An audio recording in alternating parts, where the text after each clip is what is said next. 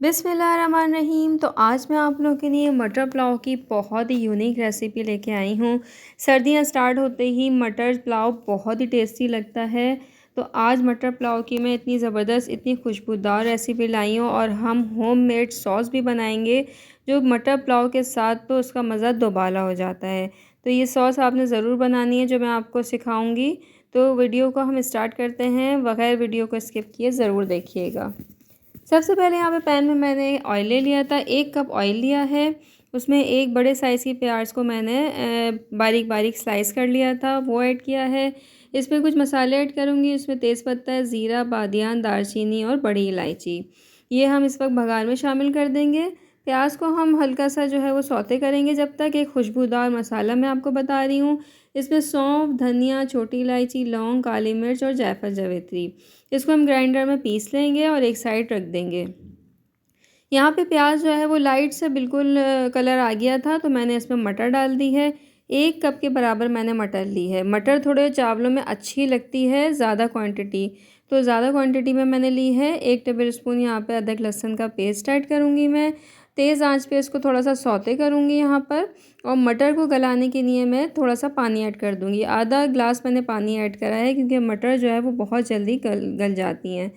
مٹر کو گلانے کا مقصد یہ ہے، اس لیے میں نے اس میں کچھ نہیں ڈالا کیونکہ مٹر جو ہے اگر آپ چیزیں ڈال دیں گے مسالے وغیرہ تو مٹر تھوڑی سی سخت ہو جاتی ہے، تو سخت نہیں کرنا ہے، مٹر کو پہلے ہم نے گلانا ہے۔ جو مسالہ میں نے خوشبودار بنایا تھا وہ ایڈ کر دوں گی، اور آدھا جو کپ تھا میں نے یہاں پہ دہی کا ایڈ کیا ہے۔ یہ سب چیزیں آپ نے جب مٹر گل جائے اس کے بعد ایڈ کرنی ہے۔ 1 ٹیبل اسپون بھر کے نمک، اچھا یہاں پہ 3-4 ہری مرچیں بھی ایڈ کر دی تھی میں نے۔ تو یہاں پر جو ہے چاول ایڈ کر دیے تھے تو وہ پارٹ مجھ سے اسکپ ہو گیا تھا۔ تو چاول میں نے یہاں لیے تھے 500 گرام یعنی آدھا کلو چاول یہاں پہ لے کے میں نے بھگو دیے تھے، اور اس کے بعد یہاں پہ اس وقت ایڈ کر دیے تھے، اور 2 گلاس پانی ایڈ کر دیا تھا۔ تو یہاں پر جو ہے اس کو ہم ڈھک کے جو ہے پکائیں گے جب تک اس کا پانی ڈرین نہ ہو جائے۔ تو لیجیے جناب، پانی جو ہے وہ خشک ہو گیا ہے، لیکن پورا پانی اس میں خشک نہیں کرنا ہے۔ اتنا پانی جتنا اس میں نظر آ رہا ہے اتنا آپ نے لازمی چھوڑنا ہے تاکہ ہم اس کو دم پہ رکھ سکیں۔ اتنے میں اس کو دم پہ رکھ رہی ہوں۔ ایک مزیدار سی ہم چٹنی بنا لیتے ہیں جو مٹر پلاؤ کے ساتھ بے حد زبردست لگتی ہے۔ 1 بڑا ٹماٹر لینا ہے، دو ہری مرچیں لینی ہے، 3-4 جوے لہسن کے لینا ہے، اور ہرا دھنیا لینا ہے۔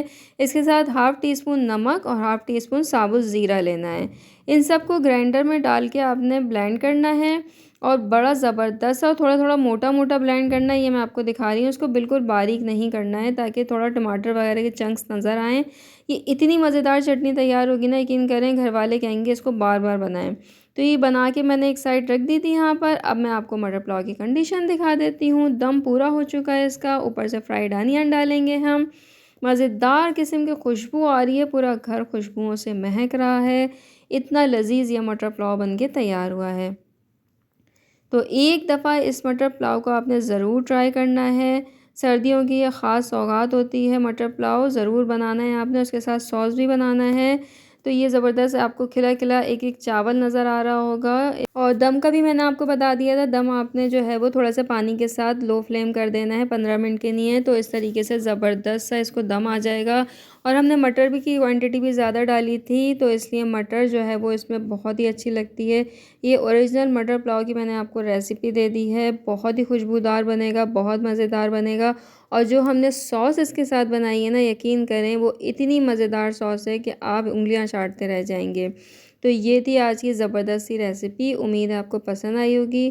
میرے چینل کو سبسکرائب کرنا مت بھولیے گا، ویڈیو کو لائک اور شیئر ضرور کیا کریں۔